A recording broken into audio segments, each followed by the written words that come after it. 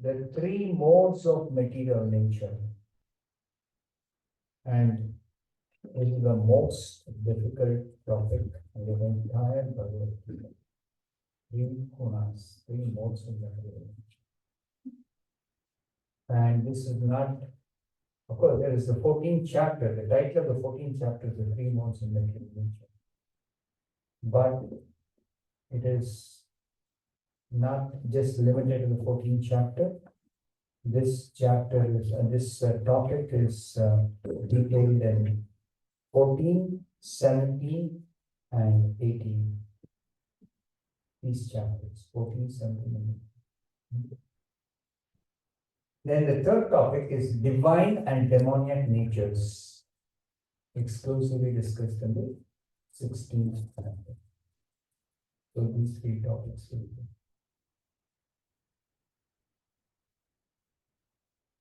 So let's begin with the universal form. This is a very, very important chapter because the entire essence of the Gita is the last verse of the 11th chapter. We read this the first day. Mat karmakat mat paramo mat bhakta sangavarjitaha nirvairas sarva bhuteshu yas samami pandava. Prabhupada elaborates for that verse, and he says, this verse is considered to be the essence of the Bhagavad Gita. So why is this verse considered the essence of the Bhagavad Gita? You can understand within this chapter. Is widely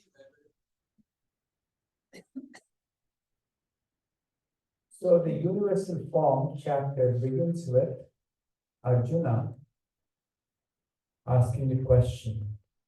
What is Arjuna's question?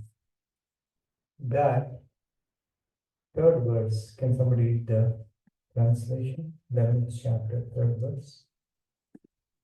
Arjuna's question. O greatest of all personalities, O Supreme Being, do I see you here before me in your actual position, as you have described yourself? I wish to see how you have entered into this cosmic manifestation. I want to see that form of yours. There are reading.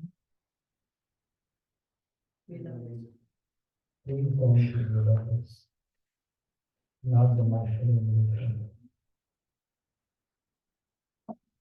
Can somebody read the macronumeration? What is that? O greatest of all personalities, O supreme form, though I see here before me your actual position, I yet wish to see how you have entered into this cosmic manifestation. I want to see that form of yours. Yes. So Arjuna is requesting Krishna, I want to see the particular form in which you have entered into this cosmic manifestation. Now, from the Bhagavatam, if you recollect, describe the form in which the Lord has entered this cosmic manifestation is called super soul. There's a super soul of the entire material energy called Mahavishnu. Then there is the super soul of the universe, this Padmanabha Vishnu or Garbhodakshaya Vishnu, and super soul who has entered the hearts of everybody is Kshirodakshaya Vishnu, Paramatma. So there are three super soul forms of Vishnu. Okay? Three Vishnu forms. Yet there is another form called universal form, Virat Purusha or Vishwarupa form, which is the form in which the Lord enters each universe and he creates the diversity in the universe. That will be explained in the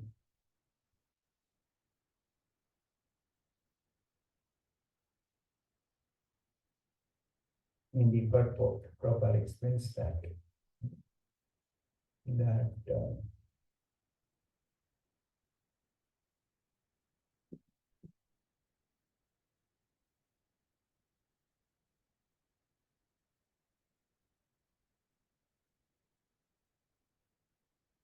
Arjuna desires to see Krishna actually in his universal form, to see how he is acting from within the universe, although he is apart from it.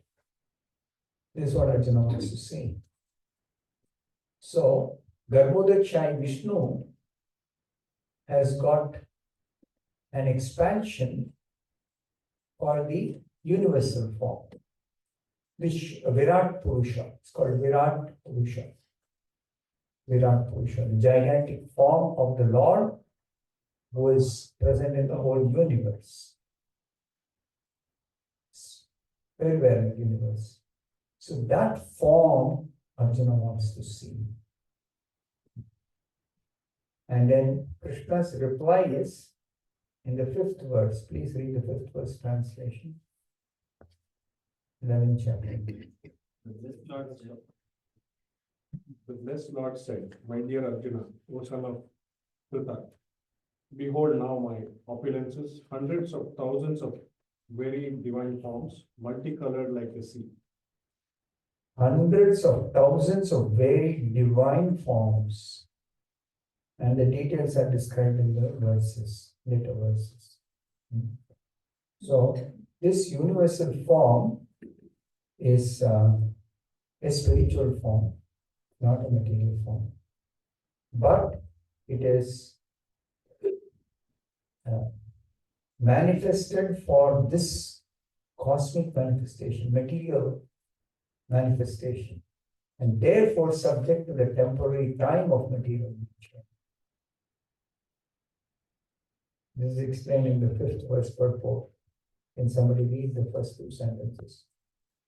Arjuna wanted to see Krishna in his universal form, which, although a transcendental form, is just manifested for the cosmic manifestation and is therefore subject to the temporary time of this material nature. Maybe next sentence also. As the material nature is manifested and not manifested, similarly, this universal form of Krishna is manifested and unmanifested. This we have to understand. Now let us understand the word manifest. Many times it comes. Manifest means the form becomes visible. Unmanifested means it becomes invisible. So another way Prabhupada explains is appearance and disappearance. In Hindi or Sanskrit you can say prakata, aprakata. In English we say manifested, unmanifested. The way we see, the form which we perceive, can say is the manifestation. Unmanifested means disappears, invisible, becomes invisible. So this universal form, now there are many universal forms of Krishna, not just one. Even in this universe, there are many forms. One was shown to Mother Yashoda.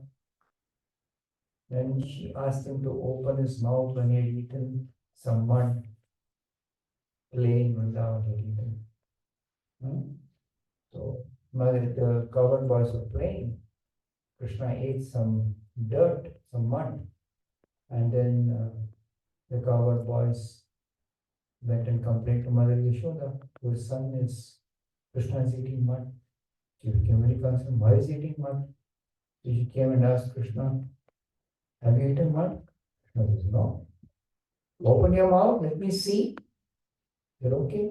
You open the mouth. You're not seeing any mud. She's seeing the whole universal form of Krishna.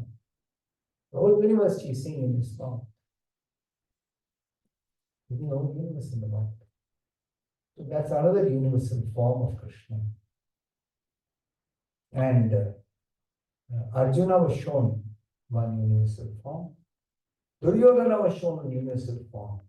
And Krishna went for negotiating for peace on behalf of Yudhishthira. Yudhishthira did not want a world war to claim his kingdom back from the Kauravas after the 13 years of Vanavas, exile in the forest. So then Duryodhana would not give back. So Duryodhana challenged Yudhishthira, if you want, then you fight and take back. You win the battle and take back. So though Yudhishthira knew that he can fight and actually get it back, he did not want a world war. So he tried to negotiate for peace. And Duryodhana would not agree at all. So then finally, Krishna was chosen by Yudhishthira to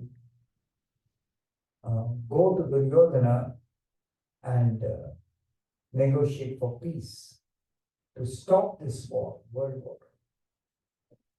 So when Krishna went, Duryodhana of course received him very nicely, but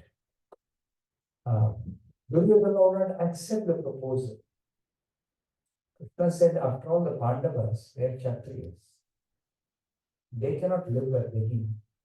They have to rule, collect taxes, and maintain themselves. That's the means of livelihood for a Kshatriya. So you don't want to give their fair share of the kingdom that they're supposed to rule. Give them just 5 villages for 5 brothers. 5 villages, that's all. Yeah. Because they will live by ruling and collecting taxes. Then Duryodhana would not agree. Then Krishna tried to convince Duryodhana by showing his universal form. Even after Krishna showed his universal form, Duryodhana thought that Krishna is using some mystic power to actually trick him. You see, this is a demonic way of thinking. Krishna is everybody's topmost well-wisher. But not everybody thinks like that. Especially the envious people, the demons, the godless materialists. They think that Krishna is their enemy. Or Krishna is a cheater. Krishna is a politician. Krishna is cunning. Krishna is partial, etc. You see? So, Krishna showed the universal form to convince Duryodhana that he is Supreme Lord. And Duryodhana thought otherwise. And then Krishna decided the war is inevitable. He came back and he did not. But that universal form which Krishna showed Duryodhana is different, which he showed to Mother Yashoda is different, which he showed to Arjuna is different. So Krishna has many universal forms. Okay. But all these forms, even though they are temporarily manifest, they are all spiritual forms. They are not material forms. Though the substance of this universe itself is matter. The substance of the universe is matter. Now, matter by itself is not living, it is dead. Dead matter. But it is so nicely functioning, this universe, with so many planets. All the planets are moving in their orbit, including the sun planet. So how is this universe working? Such a complex arrangement. It is by the Supreme Lord Krishna that it is set in motion. Krishna enters into this universe as the Vishwatma, the soul of the universe. They say this body is working because Krishna has entered this body as Paramatma. As Paramatma. The universe is working because Krishna has entered the universe as Vishwatma. The material energy differentiates into so many elements, and the elements are all combining to form varieties only because Krishna enters the material energy as Mahavishnu. So always it is the soul which is the basis of any activity or life, the living symptoms, and not matter itself. One of the theories of the scientists is that material combination, when it is mature or fermented, then there is life symptoms visible in this material nature. But that is not a correct theory. It is just a theory, that's all, of the material is. So here, it is explained that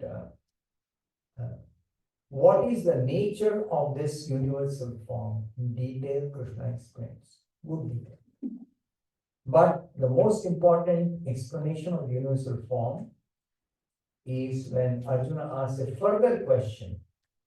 After Arjuna sees the universal form manifested by Krishna, then Arjuna says that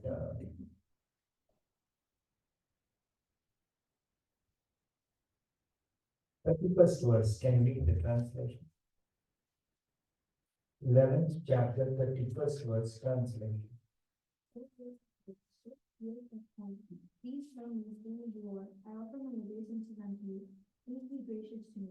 I do not know what your mission is, and I desire to hear it. See, he is asking, who are you? Because this universal form is a Ugra Rupa, ghastly form. What is ghastly about this form? That millions of mouths, millions of heads, millions of arms, millions of millions of teeth, and very, very careful teeth, Ugra Damshtra Karalam, and devouring everything that is entering into it. So it's a very ghastly form, very fierce form, ferocious form. So therefore, Arjuna's question is, who are you in this form, particularly in the form? So Krishna's reply is there in 32. Can somebody else read 32? The blessed Lord said, Time I am, destroyer of the worlds, and I have come to engage all people. With the exception of you, the Pandavas, all the soldiers here on both sides will be slain. So Krishna's reply is, I am Kala, I am time. And time is meant for what?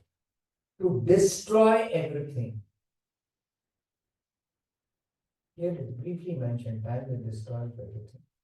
But in the Bhagavatam there are details. 12th canto, there is a chapter. 4 kinds of annihilation. 4 kinds of destruction. One destruction is at the end of Brahma's day. The middle and lower planetary systems are destroyed by a huge flood of water. All the planets, middle planetary system and lower planetary systems, all the planets are submerged in the water of devastation. Upper planets remain as they are. At the end of Brahma's day, before Brahma's night begins, this happens. Then this is partial destruction of the universe. Then there is complete destruction of the universe, Mahapralaya. This is called Pralaya. Mahapralaya. At the end of Brahma's life, what happens? Everything is completely destroyed by burning it into ashes. all the planets, including the upper planets, including Brahmaloka, everything is burned to ashes. So that Mahapralaya is another kind of annihilation. Second kind.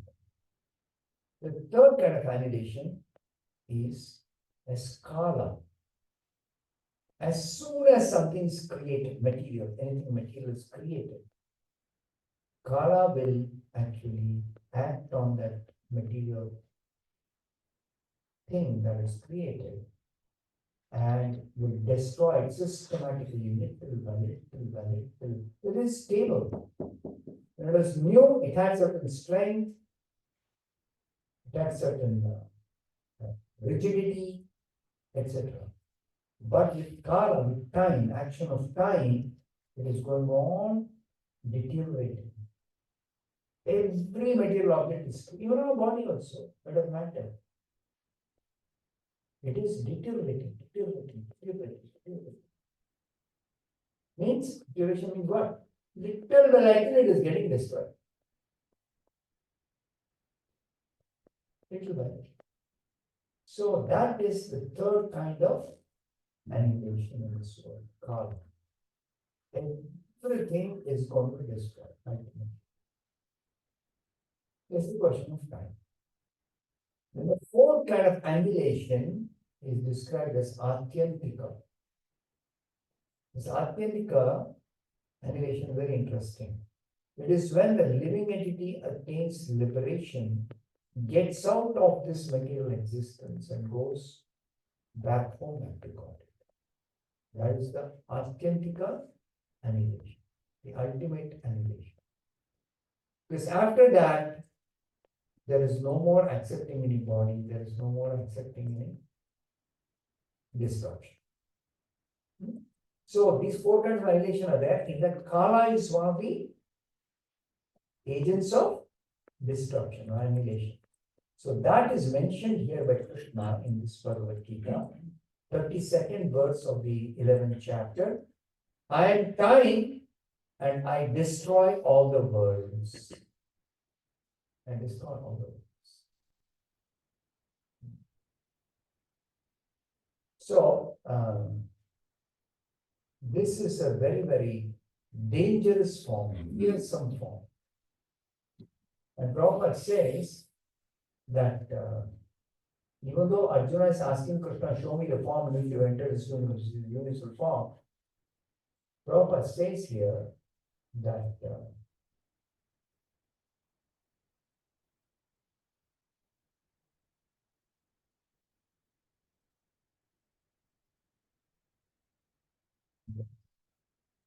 in purport to 8 words of the 11th chapter,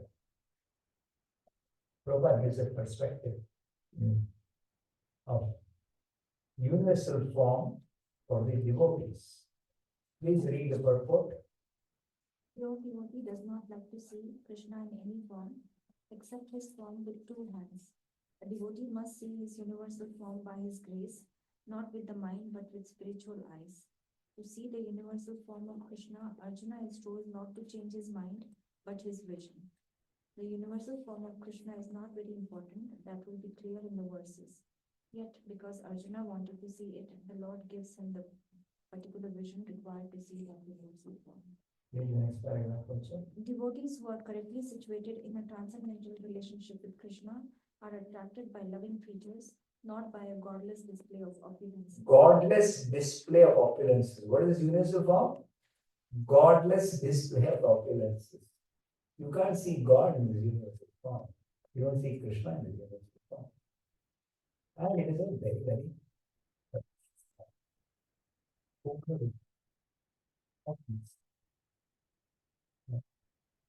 at the end of the 11th chapter, Arjuna, after seeing the form, is terrified. And then he tells Krishna, please show me your beautiful, pleasing form of 4 hands. And Krishna, on Arjuna's request again, he showed this horrible, ferocious form only because Arjuna wanted to see it. Arjuna asked for it. And then he shows his 400 forms is very pleasing. And then, without Arjuna asking, Krishna shows his original two-handed form, even more pleasing, even more beautiful, the most beautiful form. So, Prabhupada says, a pure devotee wants to see Krishna in only his two-handed form, Shama Sundara.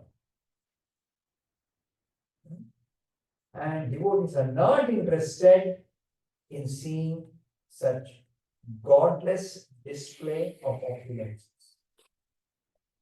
Universal form full of opulence, but it is a godless display of opulence. There is no relevance for devotees of God. It's universal. So, we should understand that Krishna is shown universal form because Arjuna requests. And why is Arjuna requesting? Because he is not convinced, he is convinced. He is convinced about Krishna's greatness, supremacy. 10 chapter 12 verse already told. Param Brahma, Param Dhama, Pavitram, Paramam Bhavan, Purusham, Shashvatam, Divyam, Adi Devam, Ajam Vyu. Already understood, realized, declared. Krishna is Supreme Brahma, Supreme Param Brahma, Param Dhama, Supreme Abode. Pavitram Paramam, he is the Supreme Pure. Purusham, he is the Supreme Enjoyer. Shashvatam, he is the Eternal Enjoyer. Divyam, he is a transcendental personality, completely transcendental. Adi Devam, he is the origin of all the demigods. Ajam, he is unborn. Vibhum, he is the greatest for all the personalities in the whole creation. Like that. Arjuna knows that. But Arjuna wants to establish a criterion. If somebody claims they are God, they should be able to show their universal form. Krishna showed, demonstrated. I am Supreme Lord because he demonstrated his universal form. So that is a criteria that is being established in the Bhagavad Gita. That don't be misled by bogus sadhus or bogus yogis or whatever. Who may display even some mystic power, who may display some planet they may create, but they cannot display a universal form. That's not possible. What is universal form? The whole universe is shown in a very limited area. Arjuna is sitting on the chariot. Krishna is the Sarathi, the driver of the chariot. And Arjuna is able to see the universal form. So that is Krishna's mercy, Krishna's ability, Krishna's compassion for the living entities. So he shows that universal form. So that is a description of the universal form. So kindly read this chapter, the details. And you'll understand the importance of the 400 form and the 200 form. And Krishna describes a lot about that. Now questions before we move on to the next one.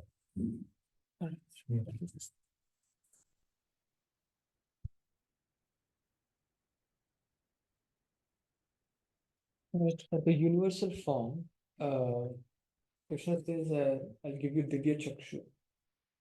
But Krishna in his transcendental body is already there, which he's able to see. So why did Arjuna need Divya Chakshu to see the universal form? Because universal form cannot be seen otherwise. So the divine eyes given by Krishna, but no one can see. So Krishna has to give divine vision. First of all, it is a spiritual form.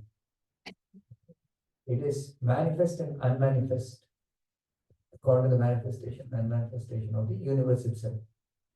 Second point. Third point, it is not a form to be seen with our present eyes unless Krishna wants to display. Like we say, Krishna becomes visible or appears whenever he desires or whenever he wills, he appears. But even after his appearance, unless he gives us the vision, we cannot see him. Because it's spiritual form. Similarly, the universal form is also spiritual form. But that spiritual form can be seen by even those who are not qualified, provided the Lord wants to show or wants to become visible for somebody. So on Arjuna's request, he is showing, because Arjuna is a devotee and Arjuna is requesting, please show me your universal form. So Arjuna is given the vision. Yeah. Next question. Hare Krishna Maharaj. So in Brahma Samhita it says Premanjana Churita Bhakti Vilochanena Santa Sadeva Padayeshu Vilokayanti. So Krishna appears within the heart, or he appears externally in his two-handed form or four-handed form or universal form for devotees. For devotees, Krishna appears in a suitable form according to their relationship. For Vrindavan Nivasis, is always two-handed form, Shamasundar. For Mathura and Dwarka Nivasis is like a king, two-handed form, like a king of Dwarka. For Mathura, he is like a prince, son of Vasudeva, Kshatriya prince. These are all the transcendental forms of Krishna, which he manifests in this material world when he appears here. For the sake of Lila.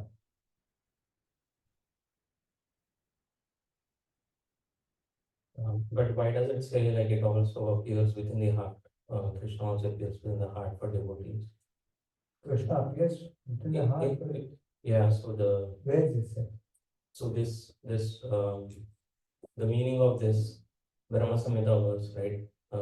Pradayeshu Vilokayanti. Santa. That is for whom? Those who are pure devotees whose eyes are anointed with the ointment of love.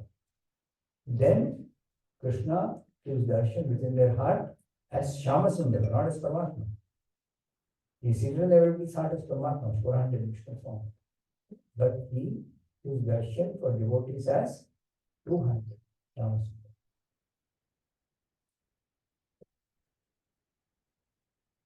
Maharaj, real quick, would like to get some clarification between Garbhodakashaya Vishnu and the universal form. And also the second thing is Garbhodakashaya Vishnu in universal form. Garbhodakashaya Vishnu is a Vishnu form, 400 Vishnu form, lying on the Ananta Sesha, bottom of the universe.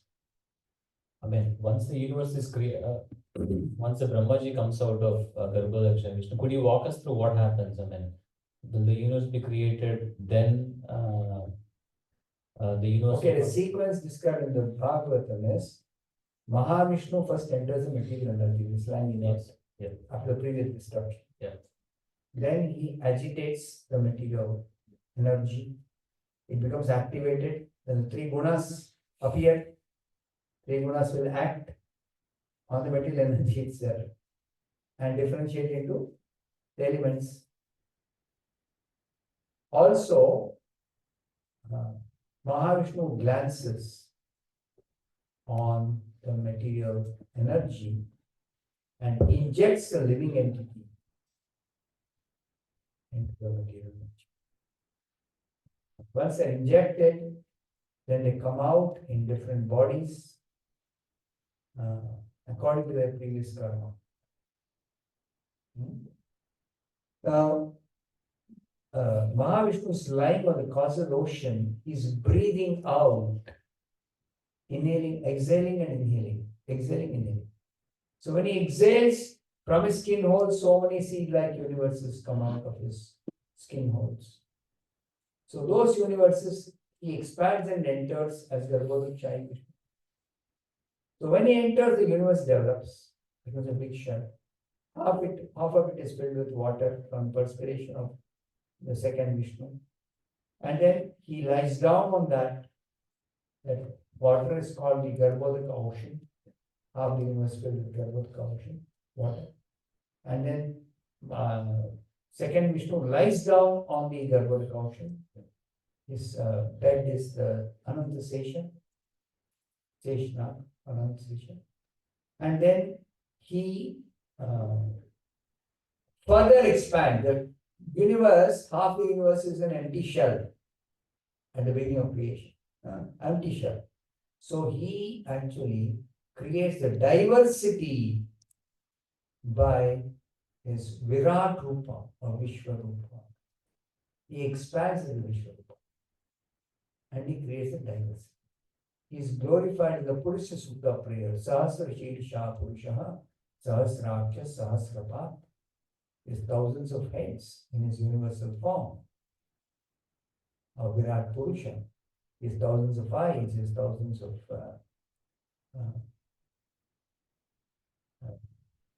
Sahasra Shirsha Purusha, thousands of heads. Sahasraksha, thousands of eyes. Sahasrapat is thousands of legs, like that. The description is. So the Virat Rupa comes from Garbhodaksha actually. The expansion of the that's the expansion in the Bhagavad. So the super soul of the universe is Virat Rupa, not Garbhodaksha Vishnu, right? Now, it just says the Lord enters the universe as Vishwakarma. Who enters? Garbhodaksha Vishnu. So Garbhodaksha Vishnu is the Vishwakarma. But in Bhagavatam, it also said this Virat Purusha or Vishwarupa is not different from Garbhodaksha. Same Garbhodaksha. Any other question?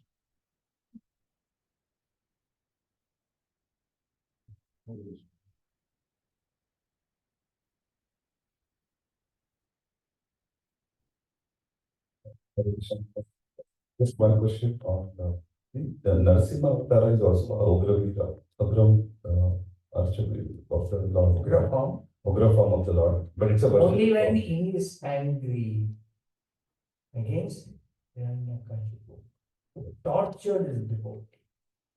And as soon as Prahlad went and with obeisances, Lord became very pleased and pacified. And very Saumya Rupa, Sauminanska. Very pleasing form. Then Lakshmi ji goes and sits on his lap. My Lord. Till he was Ugra form, you think, who is this personality? So ferocious. I never seen this person. So she is not going near the Lord. The demigods are afraid. They are looking at Brahma. What is to be done? Lord is so angry. Even after Hiranyakashipu is killed and all the demons are killed. After that also he is very angry. But he comes and sits on the throne of Hiranyakashipu and he is not getting pacified. They are offering prayers, still he is not pacified. Then everybody is looking at Brahma, do something. Brahma is looking at Lakshmi, you do something. Even after, I am afraid to go. Lakshmi says, I am also afraid to go. And Brahma sees Prahlad is standing fearlessly. And he tells Prahlad, please go and pacify. No, the way for your sake. Prahlad goes fearlessly. Very nice person. That's not the peace. Immediately he gives up his anger. Lovingly he places his lotus hand.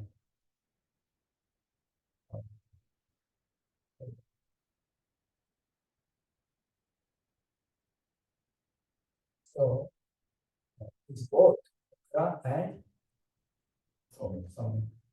That's it.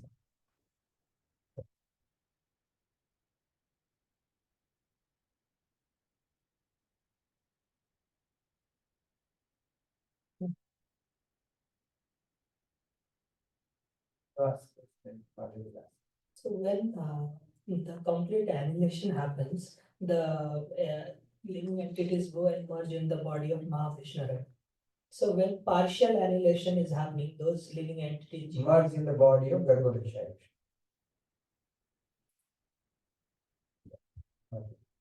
And this pass on the line.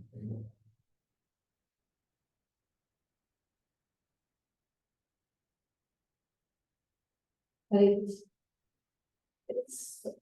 it is so overwhelming for me to hear all this. So I'm just wondering, how many lifetimes do I need to understand him? To understand is not as important as to actually accept that he is the Lord. Most importantly, he is my topmost well-wisher. I have a loving relationship. And is it And possible? that is easily revealed when you just call out his name. Hare Krishna, Hare Krishna. Gift of Chaitanya Mahaprabhu. You can understand this much, nothing more is required. But just out of, your curiosity or just out of, appreciating the greatness of the Lord, how great he is. Some things you can pick up, whatever you can pick up by reading, hearing, associating with devotees. It's only going to strengthen your understanding of the Lord as the greatest. Nobody else can be greater than him. You have to get convinced about it, no? Otherwise, always we hear about some big personality, some great personality, some powerful personality in this world or in the universe or in the creation, some big demon. But nobody is greater than the Krishna. Now, appears like a small covered boy, or sometimes he appears like Vishnu. He's inactive. So what can he do? But the convinced, yes, he is the Lord, he is in control always, eternally. But importantly, he is my topmost well-wisher. Suridam Sarva Bhutana. Suridam Sarva. So that is very, very important because our position is ultimately to be dependent. Instead of depending on so many other persons in this world, we're all temporary personalities with limited power. Even if they are very powerful, they are limited power. All the devatas are powerful by limitation. Only Krishna has unlimited power. Everybody has got some wealth. Krishna has unlimited wealth. Everybody has got some power. Krishna has unlimited power. Everybody may have some beauty. Krishna has unlimited beauty. Others may have some compassion. Krishna has unlimited compassion. So that Krishna is our object of study, of search, of goal of the Vedas, goal of our life.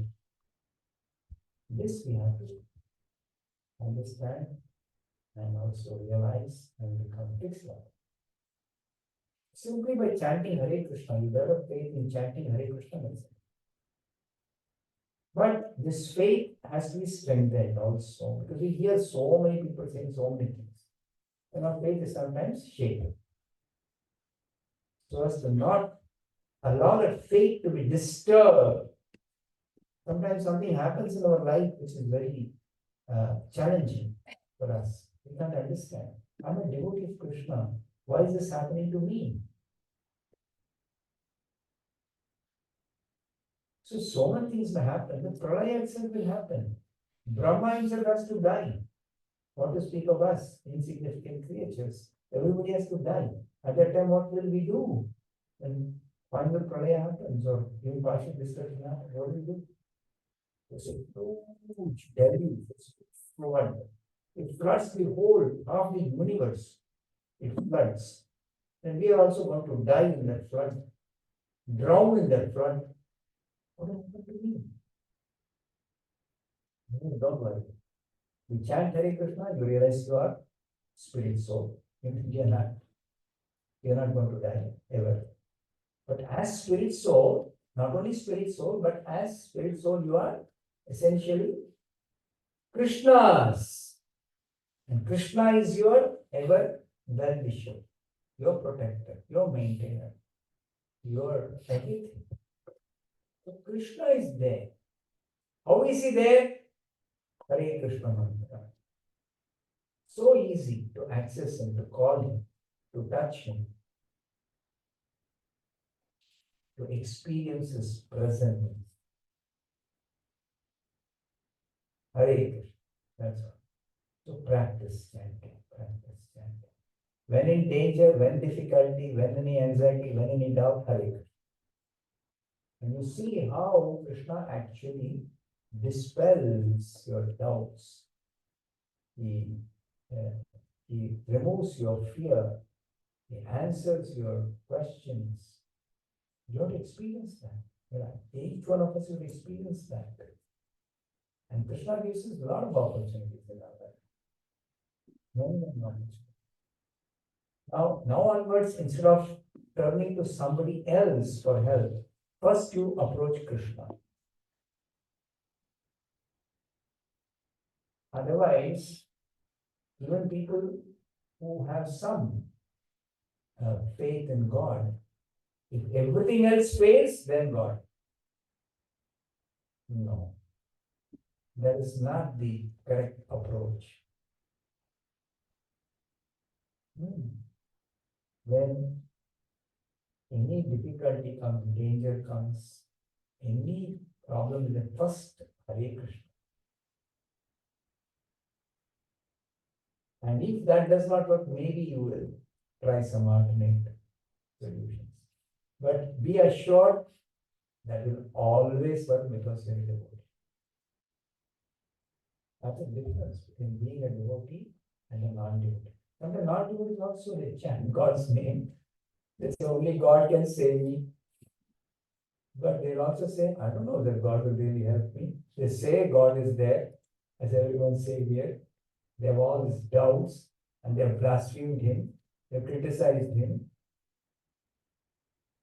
So what can they expect? Still, God is available, even for the demons. It's available.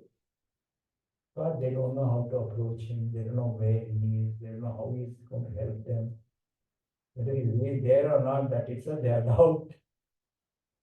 But we as devotees, by chanting Hare Krishna, by hearing from the scriptures, by taking prasadam, God is becoming a reality for us in so many ways.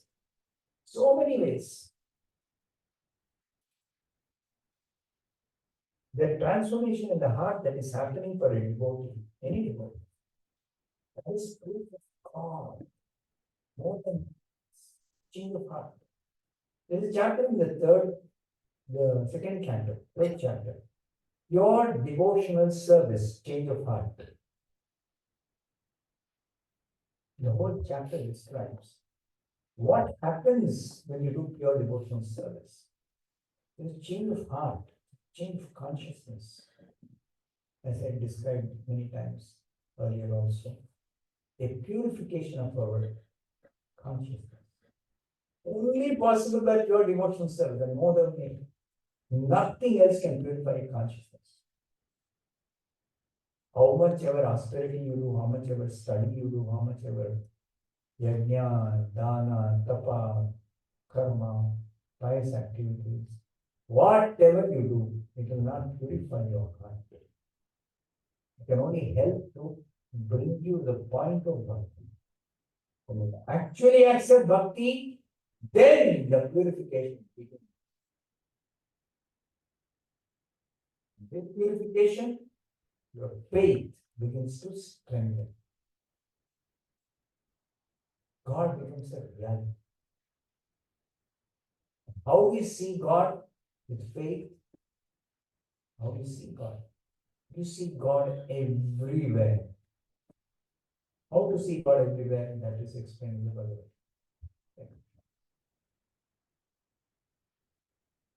So, you should actually consider seriously, when I'm in danger, how will God help me? What should I do? So simple formula Chaitanya Mahaprabhu was given. Always, anytime, anywhere, anyone, chant Hare Krishna. So practice chanting. Because sometimes devotees also, when there is danger, except chanting Hare Krishna, they do everything and say, thinking that nothing is working. But are you chanting Hare Krishna actually vibrating your tongue? Some people say, I thought of God.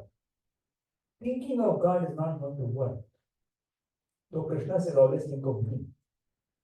But how to think of Krishna? Chaitanya Mahaprabhu is telling us, in this Kali Yuga, the way to think of Krishna is to chant, vibrating your tongue. Hare Krishna, Hare Krishna, Krishna Krishna, Hare Hare. When people come to our temple, we say, hey, please chant Hare Krishna. Ah, yeah, I chant every day. How do you chant? Monday.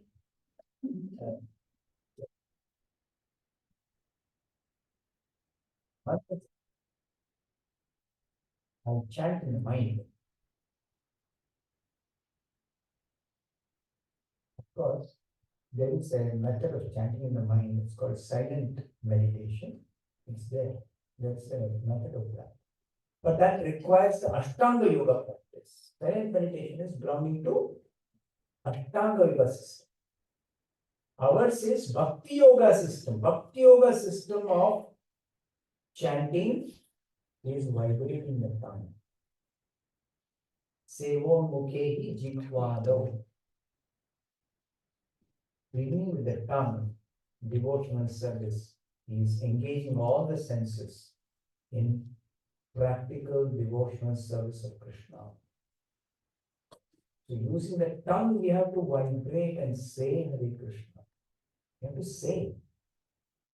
That is the way to think of Krishna. That is the way to remember Krishna. That is the way to approach Krishna. That is the way to call for Krishna. That is the solution to everything, all problems.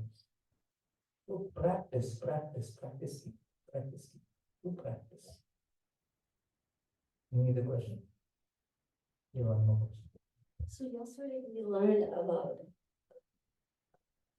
Parikshit Maharaji in the morning. Okay, So he knew that he is going to die in 1 week. in 7 days.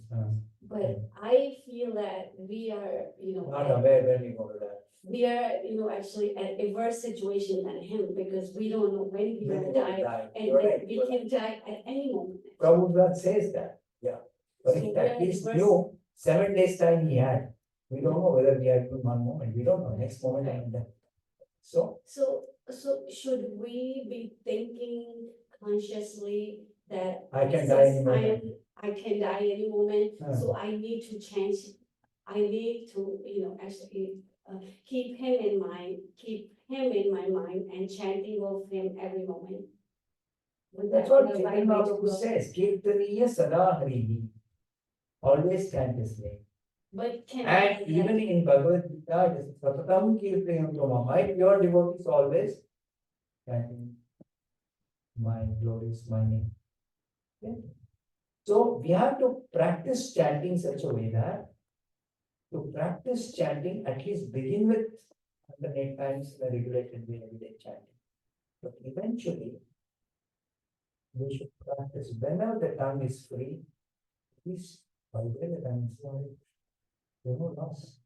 The gain is very good. So whenever we can, if we chant, when we can't chant also, Krishna will actually give you remembrance and you could chant. He did that to Ajamila. Ajamila had become sinful. So where will he even think of God and call God's name? So Krishna gave him intelligence. Name your son as Narayan. And then Krishna gave him attachment to his son, youngest child, old man. Isn't it natural? Old people get attached to cute small children to whom they are related, either his grandfather or father. He was a grand old man, but he was,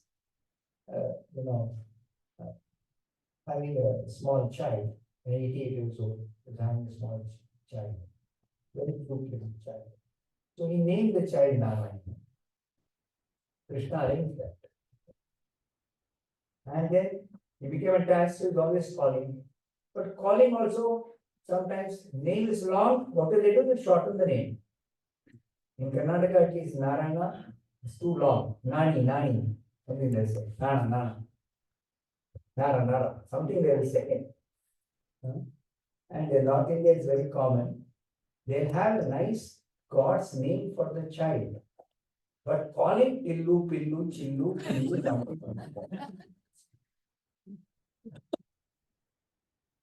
after I came to Krishna consciousness, that is something very interesting. When I ask somebody's name, first thing that comes out is whatever they are called, begin with Anna. Their name kya hai? Pillu. I said, Pillu, tera naam nahi hai. Your parents said, a nice name to you other than Pillu. This is what they call you. But what is your actual name? Then they will say some nice Ghanshyam or Shyam Sundar, some nice name they will tell. Parents generally, pious parents or most parents give nice names, but they're called by some short name.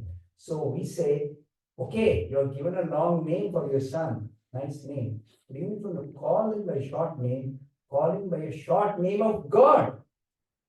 Like the Hare Krishna mantra. What is the specialty of Hare Krishna mantra? 3 names of God. All the 3 are just 2 syllables. 2 syllables. Hare, Krishna, Rama. So call him by some short name of God. Also, you have given a nice God's name for your son. It is long, it is long. Narayana is 4 syllables. So when he not only named his son as Narayana, he's calling his son Narayana, Narayana, Narayana. And that became the cause of his death.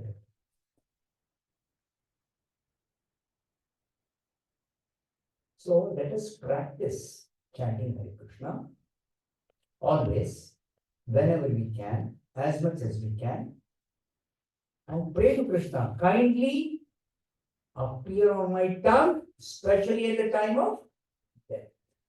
This prayer also you offer to Krishna. Krishna is there simply for answering our prayers. So we are devoted. So guarantee you keep chanting whenever you can, as much as possible. Also pray to Krishna. I may not be able to chant or I may not remember to chant, but kindly, please you appear on my tongue. You're all taught. You can appear on my tongue. Please appear on my tongue at the time of death. That's okay. Over. Your life is successful. Finished.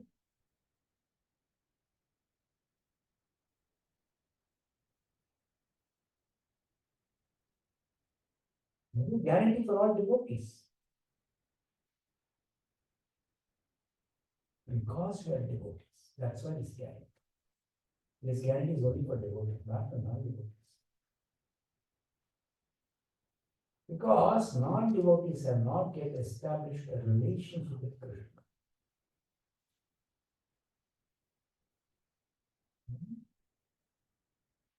Okay, any other question before we proceed to the next topic? 3 modes of material nature. Okay. The 3 modes of material nature, 14th chapter.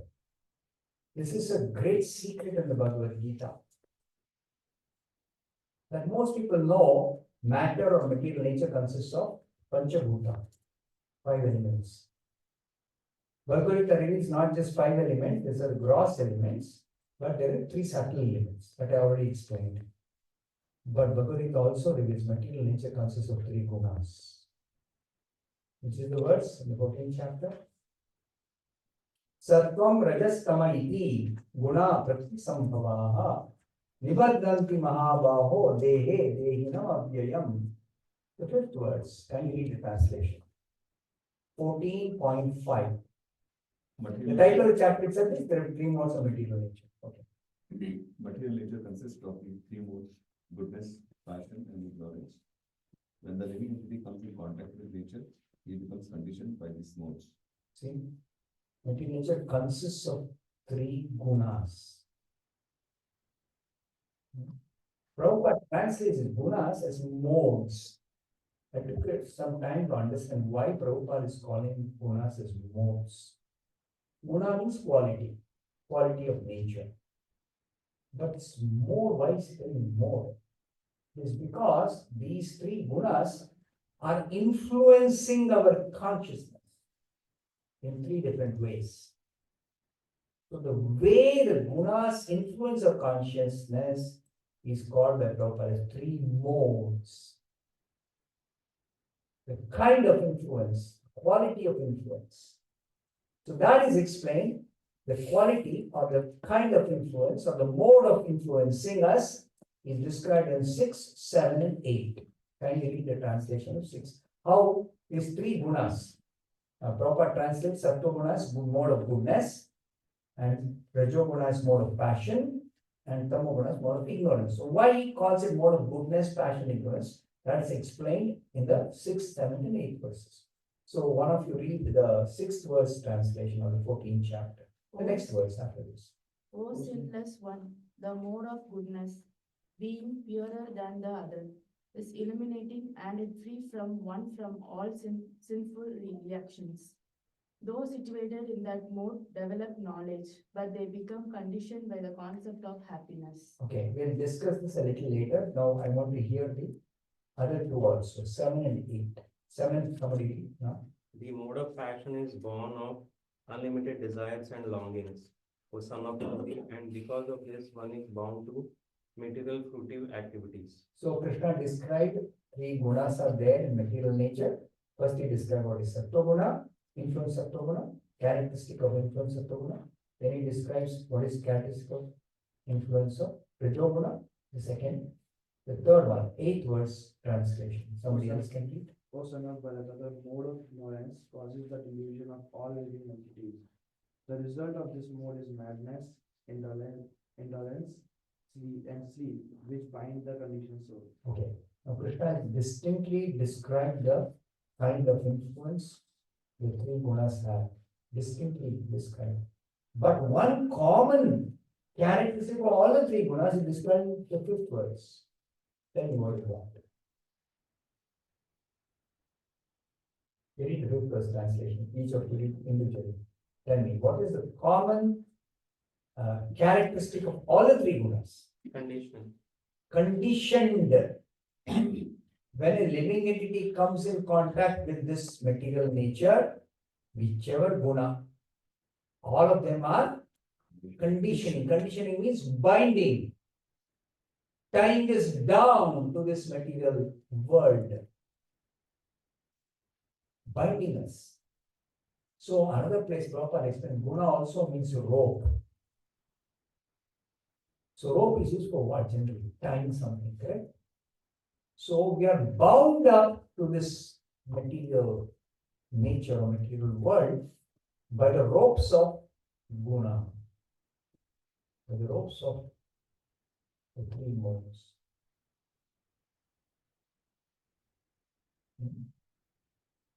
So the common characteristic is all the three gunas are binding. How they are binding are described in 5, 6, 7, and 8. 6th one you see. The characteristic of this mode of goodness is purer than the other two. Of the three gunas, the best is Sattva guna. Best guna. But even Sattva guna is not like Shuddha. Shuddha Sattva, transcendental position, spiritual situation.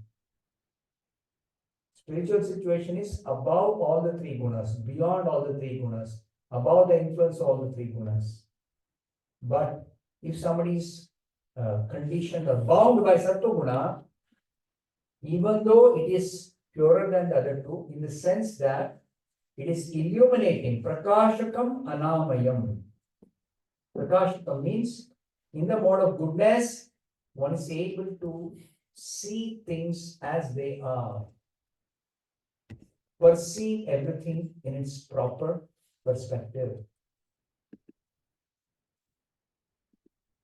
So Sattva guna has got that quality of characteristic of prakashakam, illuminating. And anamayam, it frees one from sinful reactions. Sattva guna purifies us of sinful reactions. influence of Sattva. In that sense, it is purer than the other two. But Sukha Sangena Badnati, Jnana Sangena Chanagha. It Badnati binds us in two ways. It binds us by knowledge and by happiness. There is a sense of happiness that binds us to this material world, produced due to influence of Sattva. There is some knowledge that also binds us to this material. So what is this knowledge and happiness which binds us? The knowledge of Sattva-guna, due to Sattva-guna, is, Prabhupada explains here in purport, one becomes wiser than the others who are conditioned by the other modes. I become wiser when I am conditioned by Sattva. So because I become wiser, I think I am superior, I am better. Okay. I am better or superior means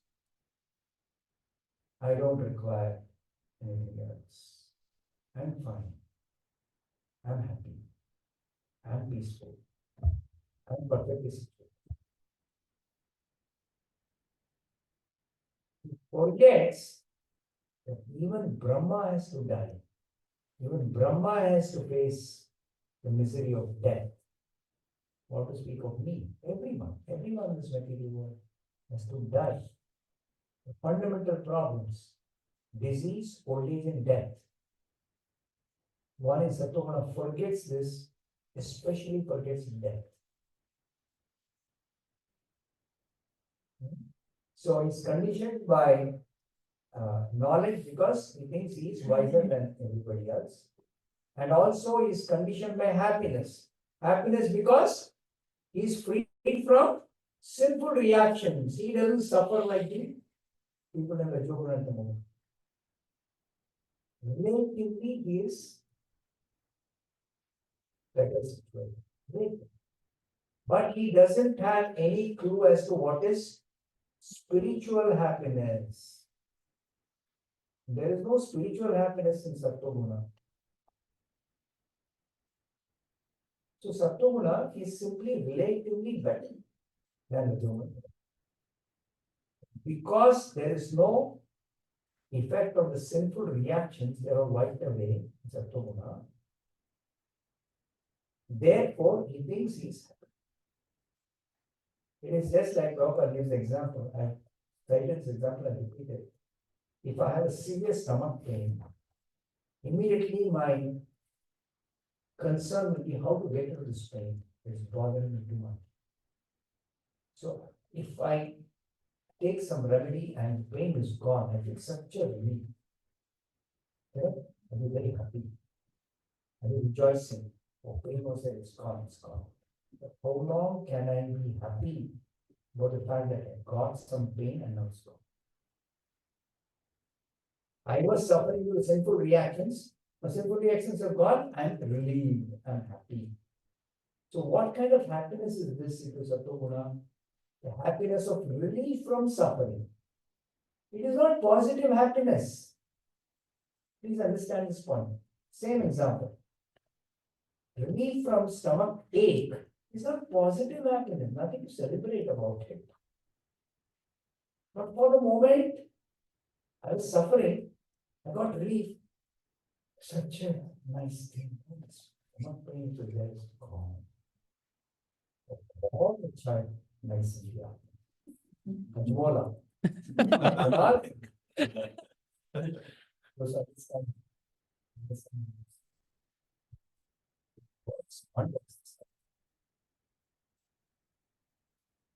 So, only when the stomach pain, that's all. That also only relief of one problem, stomach pain.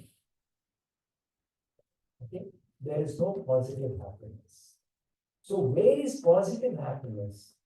Not in the conditioned state, not in goodness, not in passion, not in ignorance, not in any material pleasures. No, there is no positive.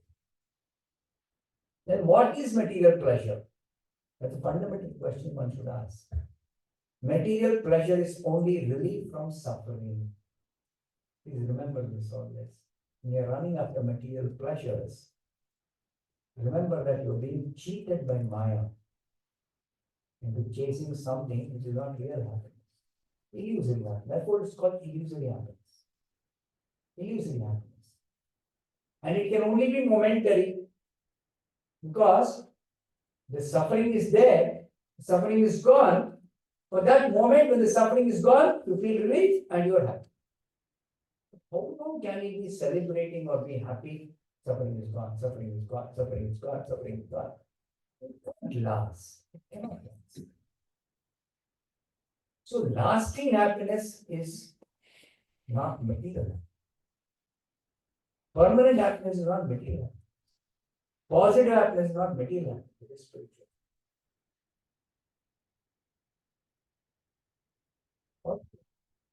So we also say, the scripture describes, spiritual happiness is unconditional happiness.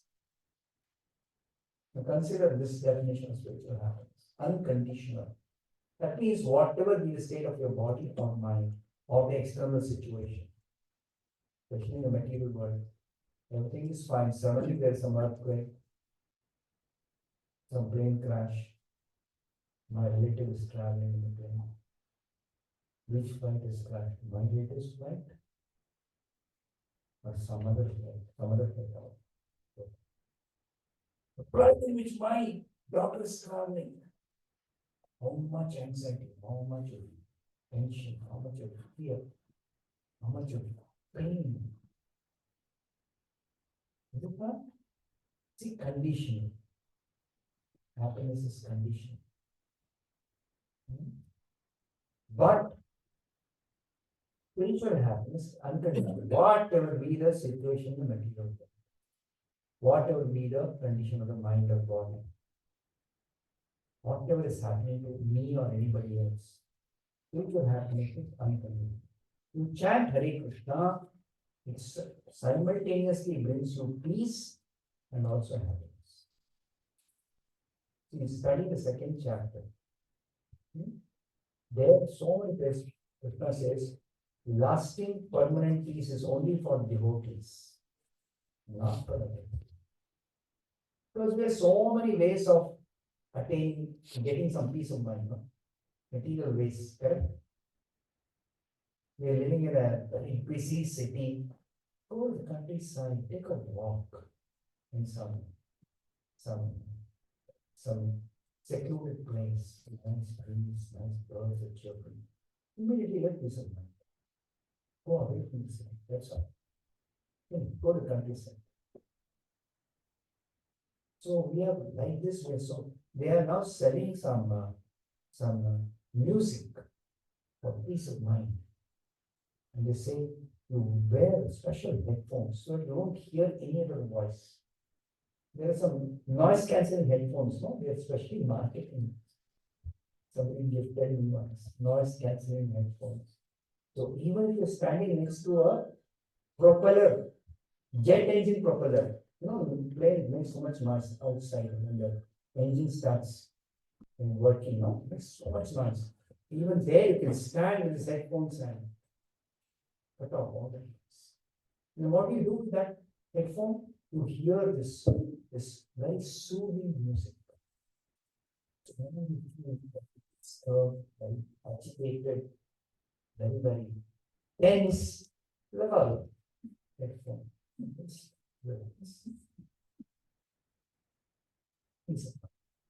They're selling.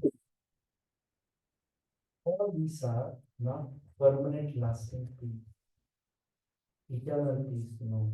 Eternal peace is only by devotional self. So now read, which are the verses in the second chapter we talk about peace. 70 and 71 both talk about peace.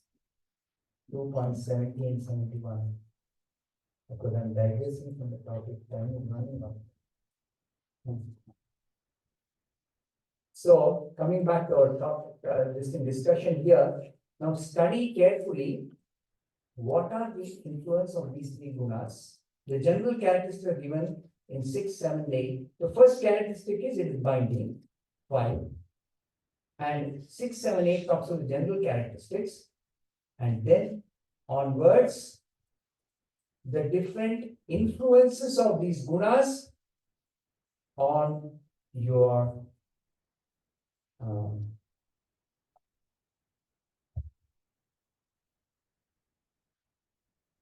when one dies in the mode of goodness, what is the result? When one dies in the mode of passion, what is the result? When one dies in the mode of ignorance, what is the result? When there's an increase in the mode of ignorance, what happens? There's an increase in the mode of passion, what happens? Increase in the mode of goodness, what happens? By action in the mode of goodness, what is the result? By acting in the mode of passion, what is the result? Etc. etc. So many things are given in the 14th chapter. And then in the 17th chapter, Krishna describes 3 divisions of faith. Faith in the mode of goodness, faith in the mode of passion, faith in the mode of ignorance. Then Krishna also describes to Arjuna, without Arjuna asking anything further, Krishna only describes food in the mode of goodness. Characteristic of food in the mode of goodness. Food in the mode of passion, food in the mode of ignorance.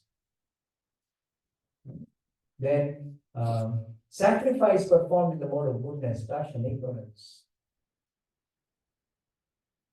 Then charity given in the mode of goodness, passion, ignorance. Austerities performed in the mode of goodness, passion, ignorance. 17th chapter. Then 18th chapter, Krishna analyzes what is work or action and very detailed analysis. 5 factors of action for successful accomplishment of action, and then 3 factors which motivate us to act, 3 motivators of action, and 3 constituents of action. These are all very technical topics, but still. Then he describes worker in the mode of goodness, worker in the mode of passion, worker in the mode of ignorance, work in the mode of goodness, work in the mode of passion, work in the mode of ignorance, understanding in the mode of goodness, passion, ignorance, etc. etc. So many descriptions. Happiness in the mode of goodness, happiness in the mode of passion, happiness in the mode of ignorance. Everything is described. Verses 19 to 40. Please note that. 18th chapter, verses 19 to 40 describes the influence of the mode of goodness, passion, influence on your happiness, on the work you do, the type of worker, everything is described. So you understand in a great detail the influence of these gunas in our life. So many ways these gunas are influencing us.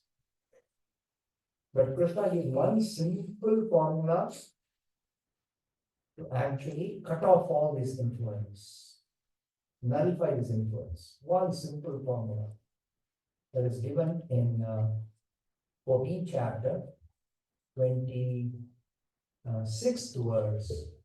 Please read translation, 14.26. One who engages in full devotional service, who does not fall down in any circumstance, at once transcends the modes of material nature, and thus comes to the level of Brahman. Transcends means rises above, becomes free from the influence. The influence is nullified. All the 3 gunas, simply by engaging in full devotional service. Mamchayo avyabhicharena bhakti yogena sevate. What is avyabhicharani bhakti? Prabhupada describes the transcend the full devotional service in all circumstances. All circumstances. So this also described as pure devotional service. Pure devotional service.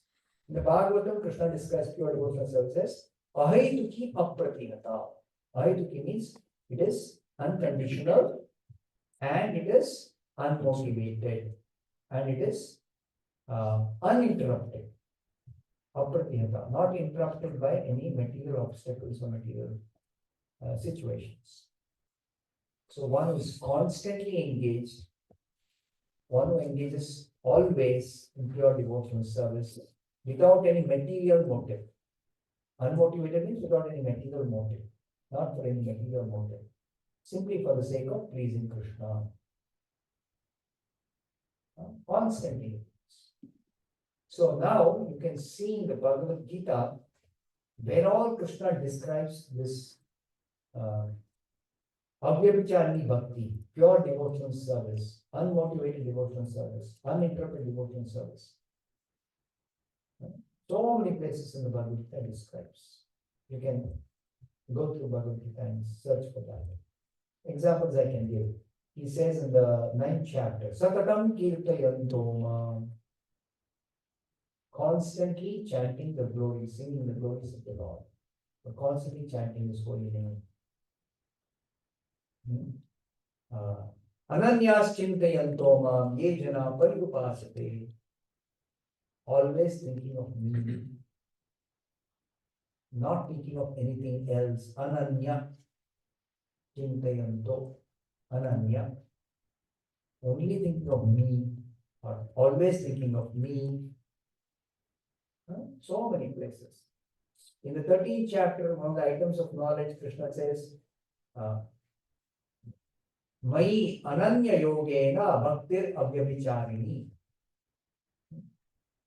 So, one who engages in my pure devotional service, unflinchingly having this faith in me, Ananya Yoga, Bhakti Ravija. Like this, so many places. Why? Because this is the only way we can easily rise above the influence of the three gunas.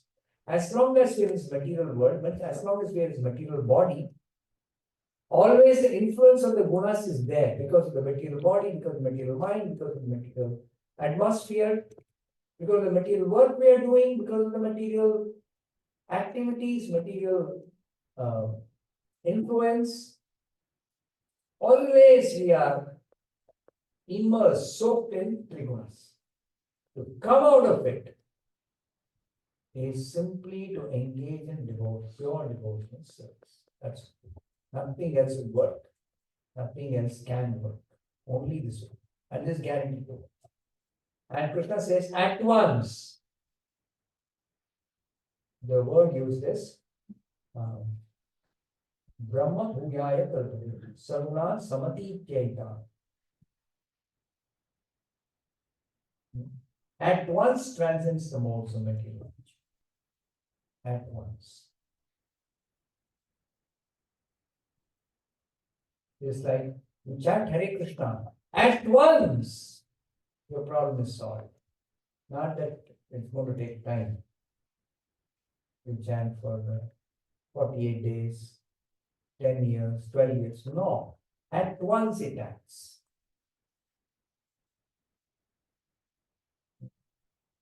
So, this is the power of pure devotional service. Pure devotional service power. At once effect. Immediately effect. Completely nullifies the influence of the gunas. So that is about 3 modes of material nature. Next, I want to take the third topic, divine and demonic nature. That's the 16th chapter.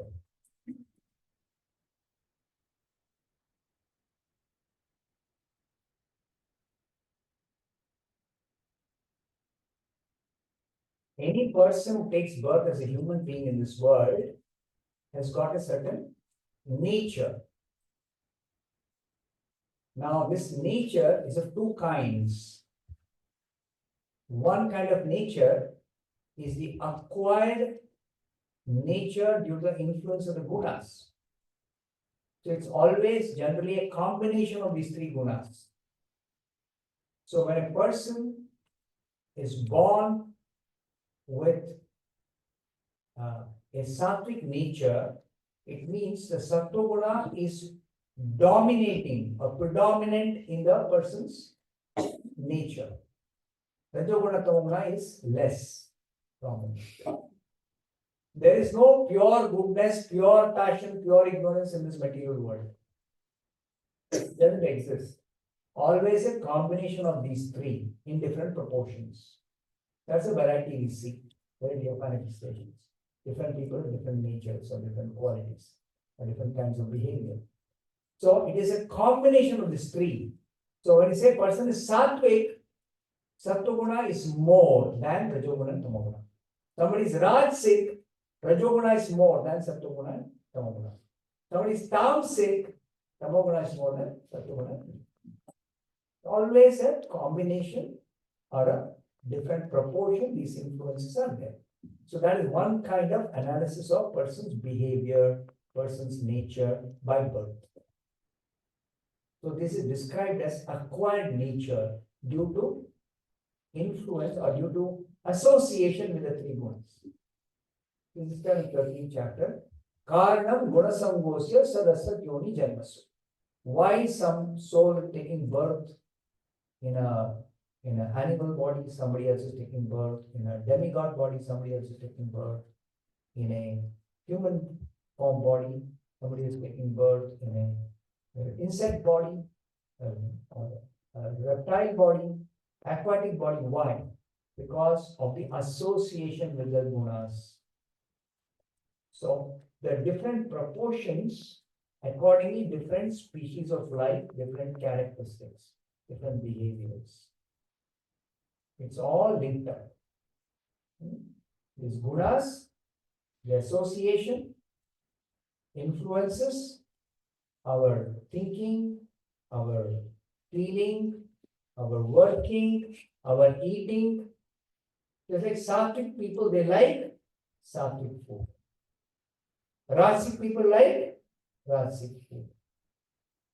Conversely, if somebody, whether they like or not, like by birth, a child has taken birth with rajasic qualities dominating because of the past influence of Rajoguna more than Sattoguna and Tamoguna.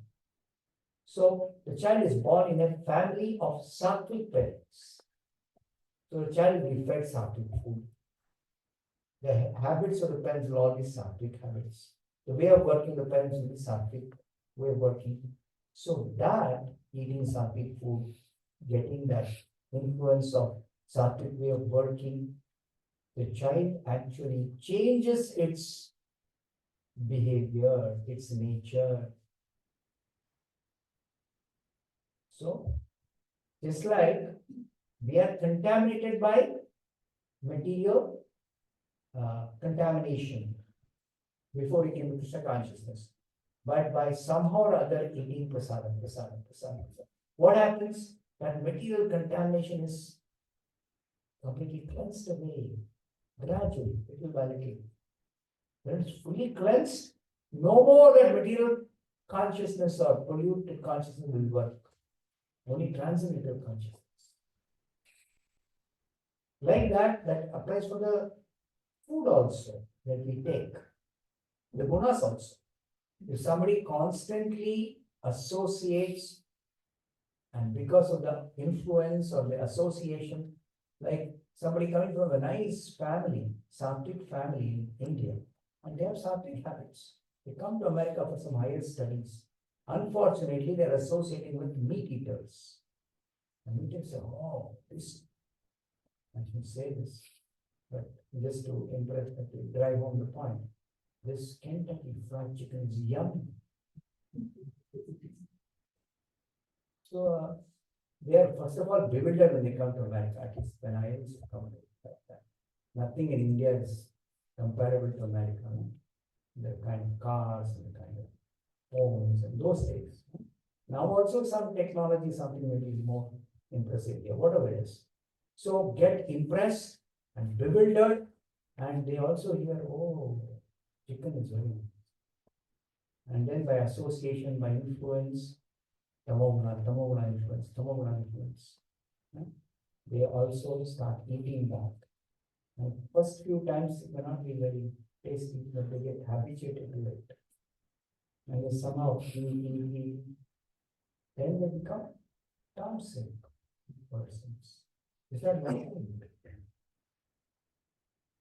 I had a friend, I still have it. I don't have him as a friend, but he's still there. He was my roommate, he was my close friend, he's staying with me. I used to cook nice vegetarian things, sattvic food. That very nice, very nice. And he comes from a nice family back in India. I know his parents also in Karnataka.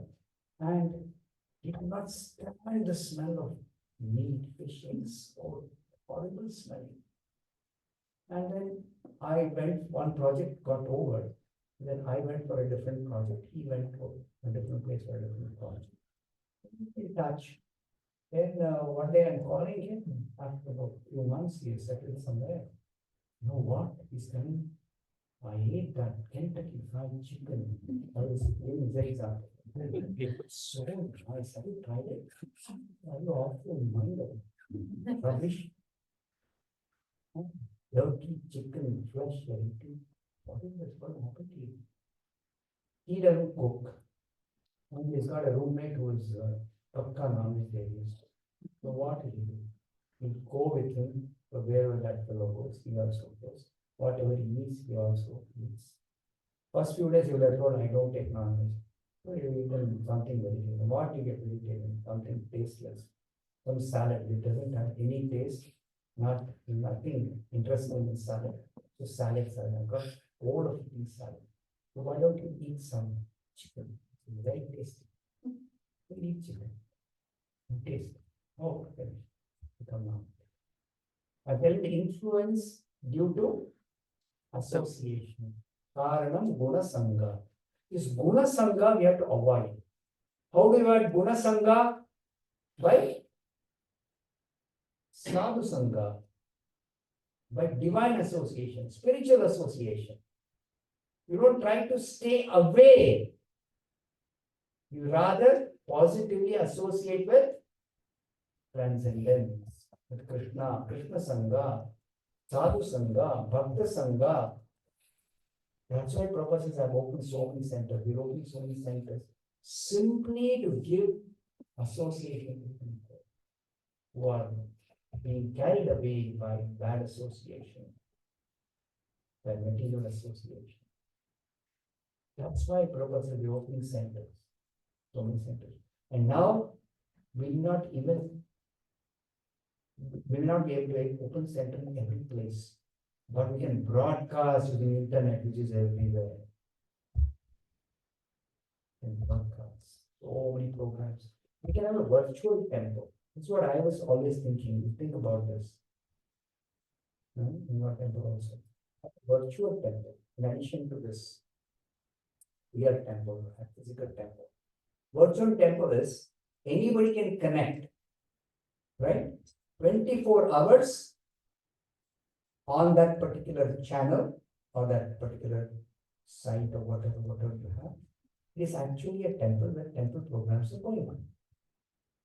So if they connect at 8 o'clock in the morning, Bhagavad class is there. If they connect at 9 o'clock, there is some kirtan.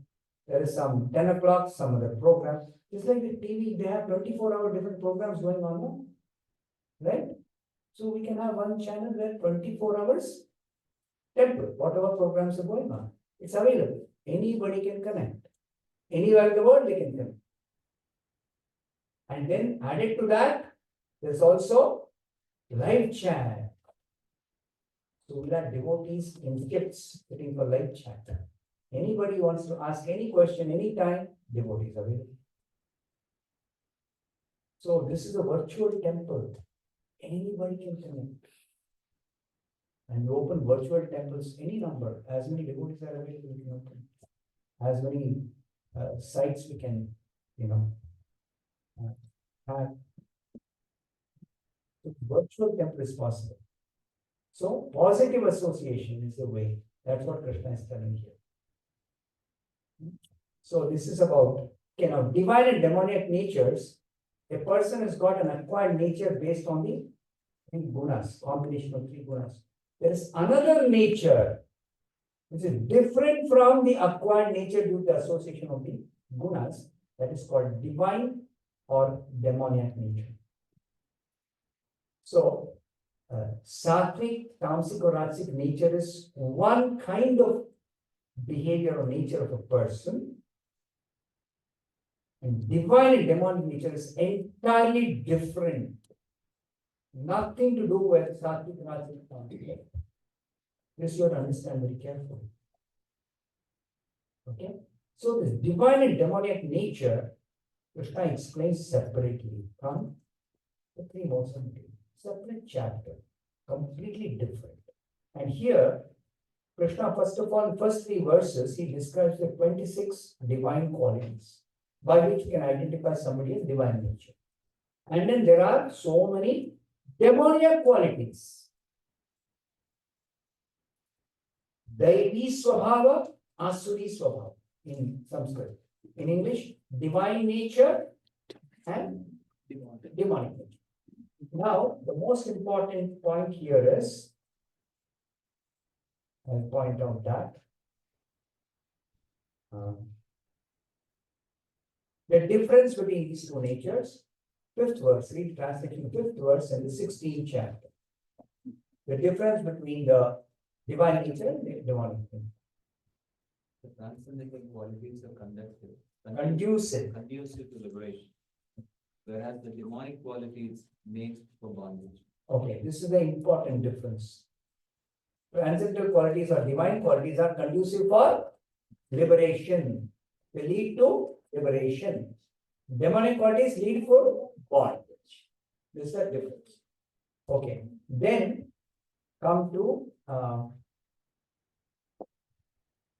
sixth verse purport. 16.6 purport. In this purport, one portion you have to read, which explains what is the basis for some people to have demoniac nature and some people to have divine nature. Kamsa, demoniac nature.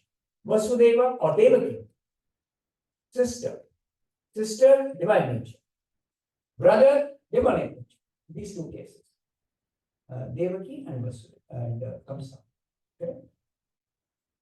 Two cousins, Yudhishthira and Duryodhana. Both are cousins, same Kuru dynasty, brought up in the same royal household, same teacher, Dronacharya, same grandfather who was their well-wisher, Bhishma, but Yudhishthira is divine nature, Duryodhana is demonic nature. Therefore, their difference in behavior, difference in the way they conduct themselves, etc. Now, what is the basis of somebody being demoniac nature or divine nature? Read this portion, 16.6 purport. This read from the second sentence. The conditioned living entities are divided into two classes in this world. Conditioned living entities, when everybody is born due to karma, or created beings are born due to karma. Among them, there are two divisions. Those who are born with divine qualities follow a regulated life. Those who are born with divine qualities follow a regulated life. What does it mean? That is to say, they abide by the injunctions in scriptures and by the authorities. They abide by, they follow the injunctions or the rules and regulations given in the scriptures and given by the authorities. Okay, next. One should perform duties in the light of authoritative scripture. This mentality is called divine. Divine. Okay, next. One who does not follow the regulative principles as they are laid down in the scriptures and who acts according to his whims is called Demoniac or Asuri. There is no other criterion but obedience to the regulative principles of scriptures. That's the most important sentence. There is no other criterion to classify somebody as divine or demonic other than this one principle. What is that? Whether somebody is obedient to the regulative principles given in the scriptures and given by spiritual authorities, or somebody is not obedient, disobedient. So who's demoniac? Those who don't follow the scriptural injunctions, don't follow spiritual authorities. And who is divine? Those who follow. There's no other criteria. Okay, next read the next sentence. It is mentioned in Vedic literature that both the demigods and the demons are born of the Prajapati. The only difference is that one class obeys the Vedic injunctions and the other does not.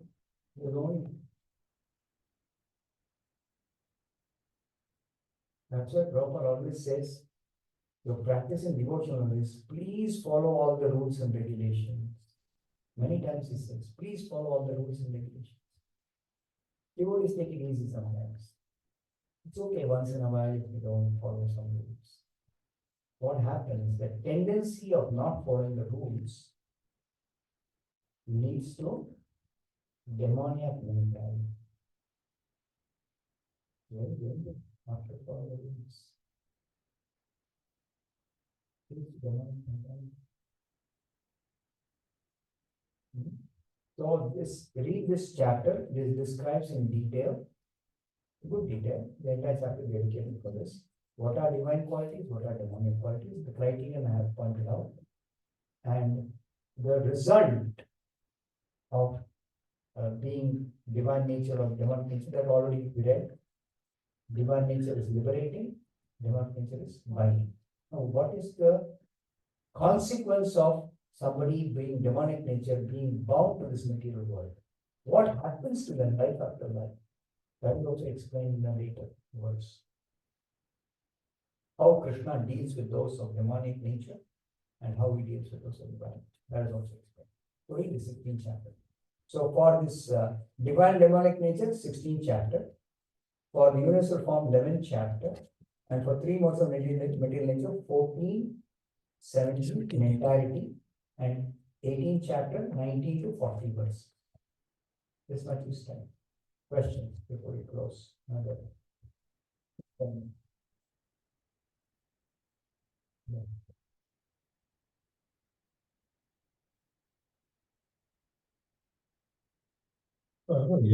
Yesterday we discussed about Four types of yoga. but probably yesterday or the Okay. day before. So we have the verse which says, Patram Pushpam Phalam Toyam Yome Bhaktya Prayachati.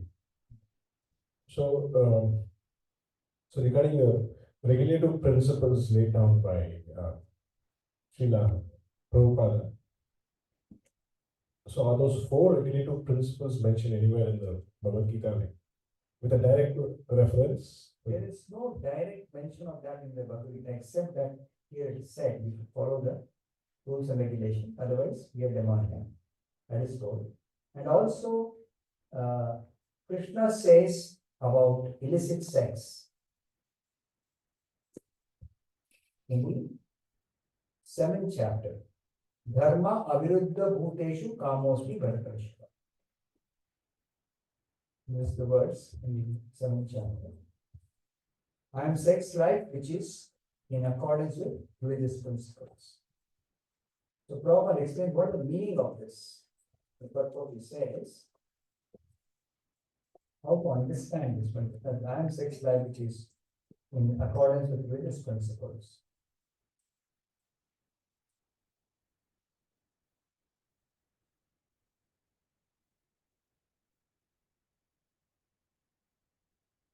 What? 11th verse, 7th chapter, 11th verse.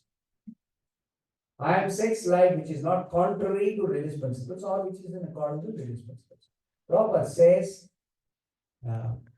sex life according to religious principles should be for the propagation of children, not otherwise.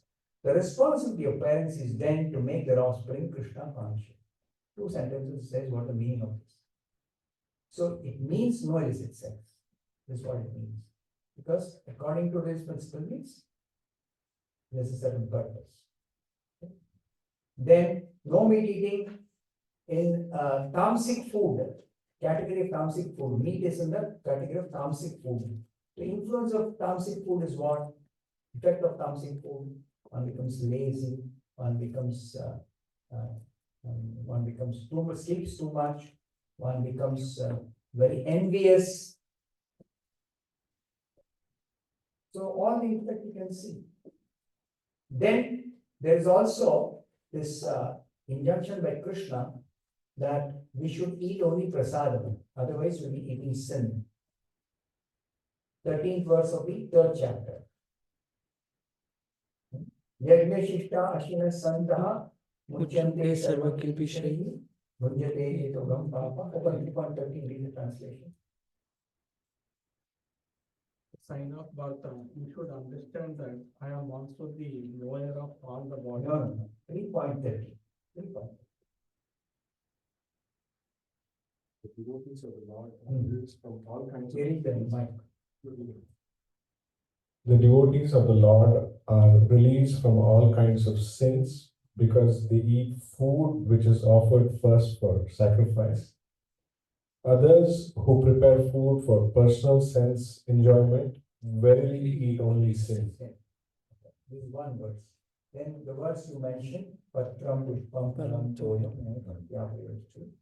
what can be offered in sacrifice or what can be offered for pleasure of Krishna is only vegetarian.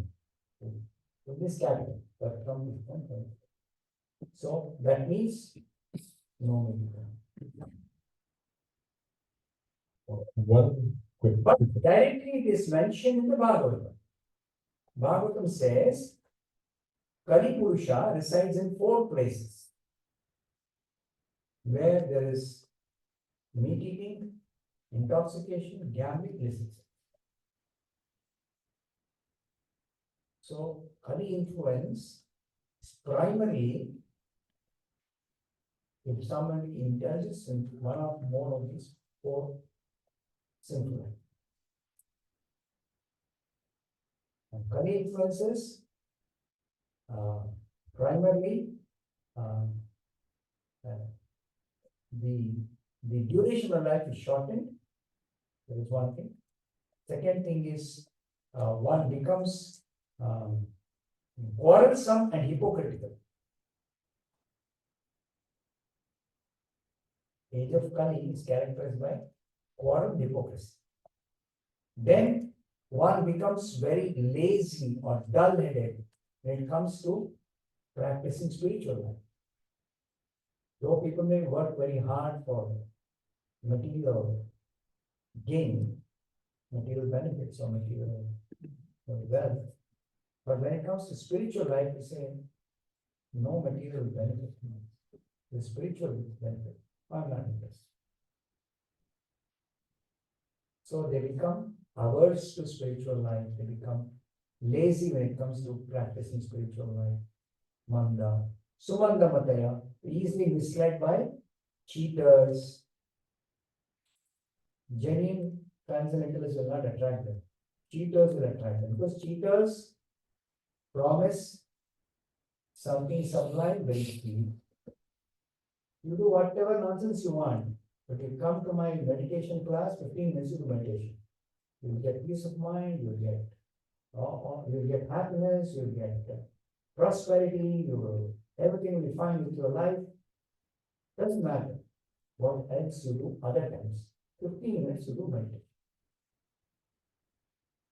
So this is all cheating, sheer cheating.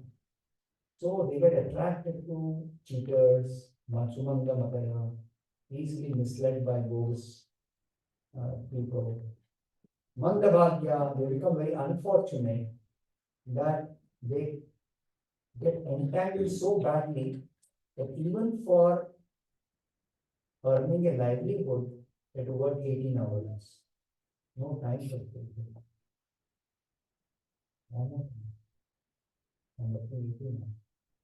And barely getting enough money to make boat and swim. And then, Upajitama, always disturbed in the mind, filled with anxiety. Kali Yuga, there are innumerable reasons why somebody can have anxiety or stress. I don't want to explain that. You see it all around.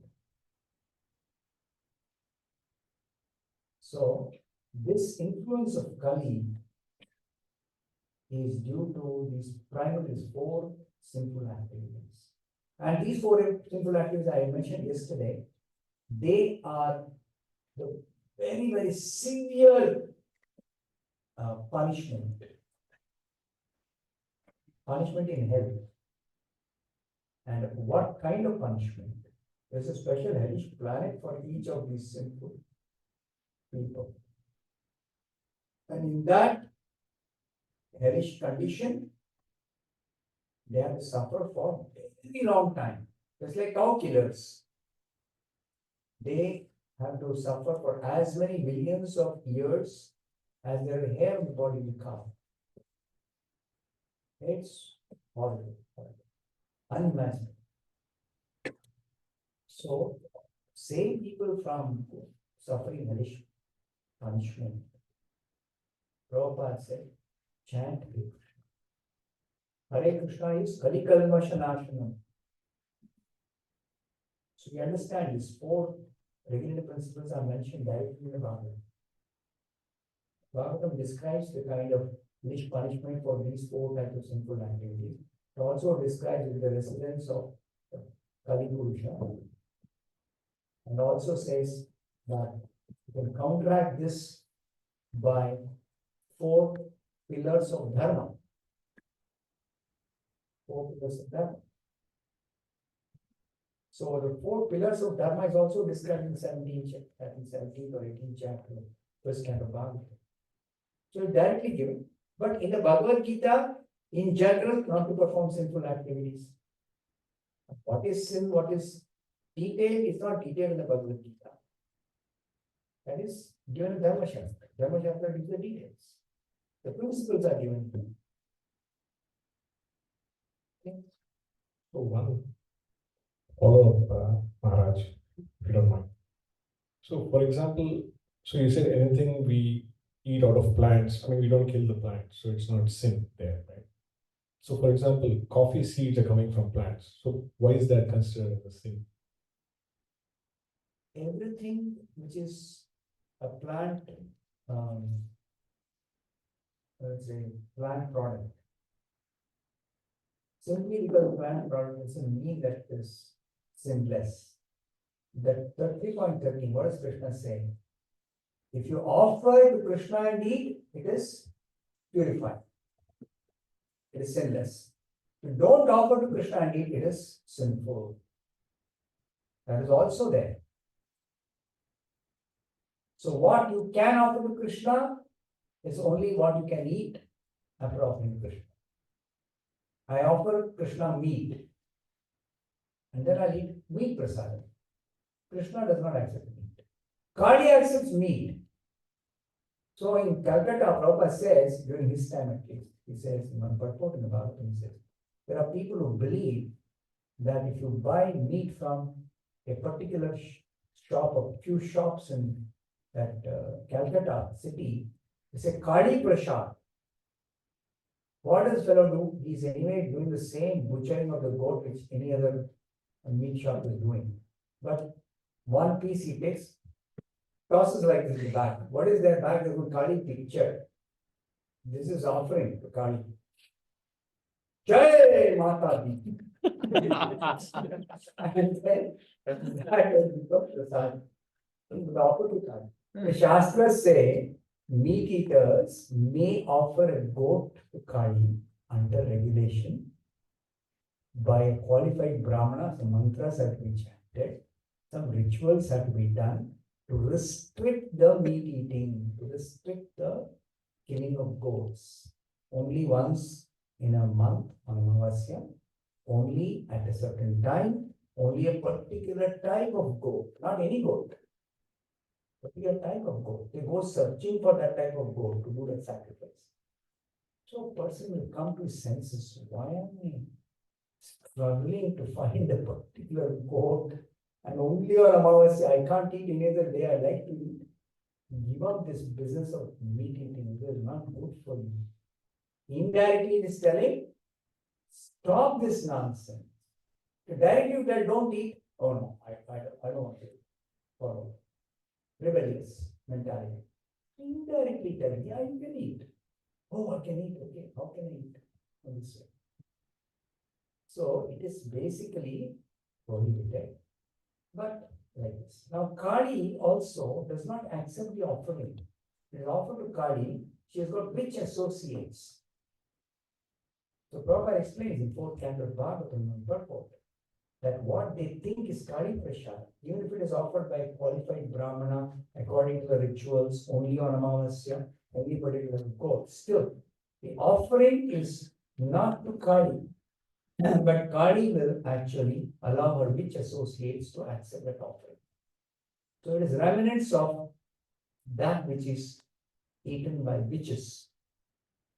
And Kali's witch associates are very, very, very cruel, ferocious. You want to know what is their characteristic? You read 5th canto, one pastime of Jadabharata. Explain that. Some other time I'll tell you the story. Yeah. So like this, it is not that simply offer. You offer what Krishna accepts. And only to Krishna, not to Kali, not to Ganesha. That is not prasad. That's not yajna shishta. Okay, offering to demigods is not yajna shishta. Because yajna means Vishnu. Yajna means Krishna. Okay, shall we close now? Okay, regarding, I said yesterday or day before something that will give you some guidelines for studying systematically the Bhagavad Gita. I don't have time now. I will send it to whom? To Mother Murali. Okay, he will share it with all of you. Some material I am preparing. Okay, and some simple, tips for studying. You can study in so many ways. A detailed study can be done in so many ways. But one method I'll suggest if you feel it is, a method you can follow, you please do that. Otherwise, any other method also is okay. But you have to spend time, quality time, and you have to be patient. And you don't, really understand and internalize just by one reading. You have to, immerse yourself in the subject matter. Because taste. To develop taste, you have to chant nicely. You have to take a lot of prasada to avoid eating non-Krishna. To spend more and more time in Krishna consciousness. You develop a taste. When you develop a taste, you are naturally attracted to this. Whenever you get time, then I'll read Bhagavad. I'm waiting when I can get time to read Bhagavad again. Sometimes when I start reading, I lose track of time. I was telling you, if you don't remind me at the right time, I'll be lost in this. And if you don't call me, I may not come at 6:30. I may come at 7:30, 8 o'clock, 8:30. Time is over. Online it happens like that. At least physically it will not happen because somebody is there to remind, somebody will call. But online. So I restrain myself because it's so absorbing. Because I've got other duties to do. And you also.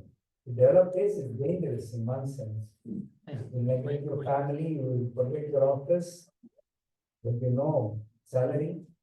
So be careful. Okay? But if you develop a taste, it's like time.